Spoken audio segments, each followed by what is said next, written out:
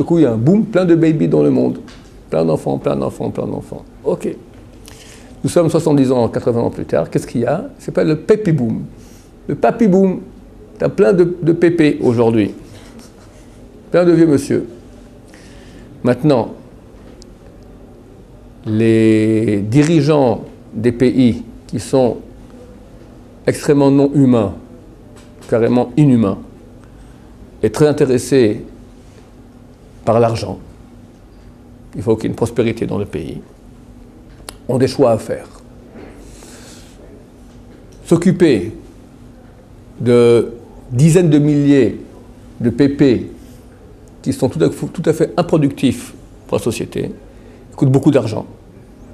D'abord, ils ont droit à la retraite, puis les soins. Par définition, un homme vieux, il coûte très cher, parce que c'est tous les quelques jours qu'il va à l'hôpital. Tous les quelques jours. Pardon? Il a quand même contribué à la société, lui. Il a contribué, bien sûr. Et même, c'est pas contribué, c'est un être vivant. Il est clair. Et en France, en Israël, je le sais d'exemple, je vous l'ai raconté, qu'il y a une hora'a, une directive de raccourcir la vie des vieux. Ça ne sert à rien, ils sont improductifs, il faut tout simplement faire en sorte qu'ils crèvent. C'est comme je vous le dis, mais aucun problème. C'est clair. Hein? Comment ils font ça? Comment ils font ça? C'est pas compliqué du tout. Alors je connais un cas par exemple, une amie de la famille, son père était très malade, et les médecins ont dit ça suffit. Alors elle s'est battue. Et il y a eu un juge médical qui est venu. Elle a obligé l'hôpital à continuer. Puis après 24 heures derrière, il s'est rétracté. L'hôpital a dit ok, on donne des médicaments, mais on donnait un médicament qui était bon pour cela, mais il fallait donner aussi un autre pour que le corps tienne. Ils n'ont pas donné l'autre. Il est mort. Il est mort. Qu'est-ce qu'on veut porter plainte? Les médecins ont toujours raison. Alors, ça, c'est... Les médecins ont toujours raison. Ça ne sert à rien. Ça sert à rien. Je me rappelle un autre cas maintenant. Un élève de la yeshiva ici, son père était malade. Je ne sais plus ce qu'il a eu, ou une crise cardiaque, ou ouais, quelque chose comme ça. Et bon, moi, ils l'ont relâché. Sa femme dit, mais ouais, ça va, mais donnez au moins un peu d'oxygène. Non, ça va. Il est allé à la maison. Après 24 heures, il était allé aux toilettes. Quand on va aux toilettes faire les grands besoins, c'est un effort cardiaque très grand. Il sortait, à peine respirer comme ça, tac, il est tombé par terre, AVC. Le temps qu'arrive l'ambulance, un quart d'heure, 20 minutes, il était complètement déjà, en quelques heures, il est mort. La femme m'a dit, ce sont des criminels, on laisse comme ça rentrer. J'ai fait un temps d'apprentissage, ça ne sert absolument à rien. Ce fils aussi, le frère de la ici, lui a dit, ça sert absolument à rien, ça ne sert à rien, ils ont toujours raison les médecins, ils peuvent toujours dire, qu'est-ce qu'on a fait? On a vu que ça allait bien, on a envoyé la maison. Et l'État a gagné beaucoup d'argent. Mon beau-père, Zichrono Livracha, est décédé il y a 1 an et quelques mois. Ben, un beau jour, on est très très contents. Est venu quelqu'un de la caisse maladie, un représentant comme ça, pour voir son état, tout ça. On vous donne maintenant il y a 2 infirmières, vous pouvez appeler à n'importe quelle heure de la journée, elles sont à votre service pour le père de ma femme, d'accord? Il avait un cancer, il était vieux, etc. Il allait, venait à l'hôpital, allez, venez, sans cesse.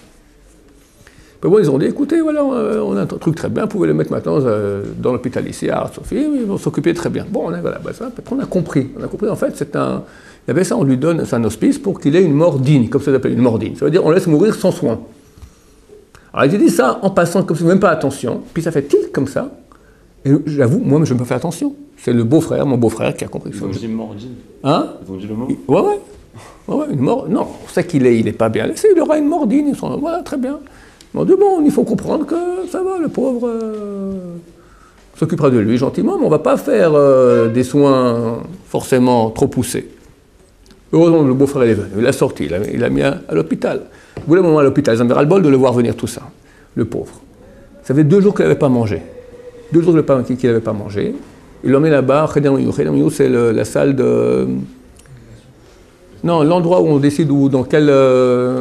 T'arrives aux urgences, là-bas. 24 heures, ils l'ont laissé là-bas. 24 heures, sans manger, sans boire, avant de le monter en salle. Un homme, ça fait 2 jours qu'il n'a pas mangé, encore 3 jours de jeûne consécutif, un homme de 80 ans. malade, ben, il est mort après quelques jours. Il n'a pas tenu le coup. Pas tenu le coup. Ils l'ont tué, c'est clair. Concernant l'avortement, c'est pas Attends, laisse-moi bien enfoncer le clou, là. Tu vas trop vite. Et je dis ça, et que les internautes m'écoutent bien. Faites attention. En France, c'est clair. Je me rappelle encore une autre histoire. Ça, c'est l'oncle de mon gendre. Médecin. Mais un homme humain, d'accord? Alors, ils font la ronde à 8 heures, et ils passent, donc, les médecins passent, et il y a de nouvelles gardes qui viennent. Alors, ils voient un malade, 85 ans, tout ça. Alors, il dit, voilà, l'autre médecin dit, bon, ok, ça va, quoi? Ben, il a fait son temps. Mais je ne comprends pas. Il a 85 ans, ça va, laisse-le mourir tranquille. Voilà, en 2 mots, ne pas soigner. Et c'est dans cette optique, il y a des directives ainsi de l'État, c'est dans cette optique qu'on éduque les médecins, qu'on leur dit d'agir et qu'ils agissent. Donc il faut être extrêmement vigilant, savoir cela, parce que si on laisse faire, on est associé à des assassins, à Dieu ne peut. Hein? Le gouvernement, mais ça n'apporte rien aux médecins. Ils sont dans cette optique-là, que ça ne sert à rien. Ils comprennent que ce n'est pas bien pour la société. Un type, il a déjà vécu. La vie, ok, t'as vécu, basta, terminé. C'est qu'ils ont l'habitude, la première fois c'est un peu dur, puis après c'est facile. La piqûre de morphine.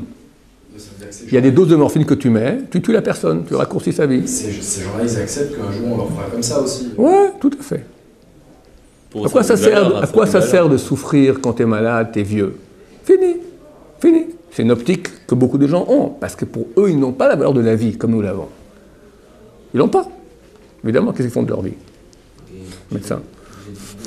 Je raconte les médecins, mais un peu quand même. Ces médecins, ils sont considérés comme des assassins. Oui. Donc demain, ils vont monter au ciel, ils vont être considérés comme des assassins. Absolument. C'est marqué Tov al-Rofim Gehenam. Le meilleur des médecins, il va en enfer. Agmara dit comme ça. Pourquoi? Parce que forcément, il n'a pas toujours raison. Puis des fois,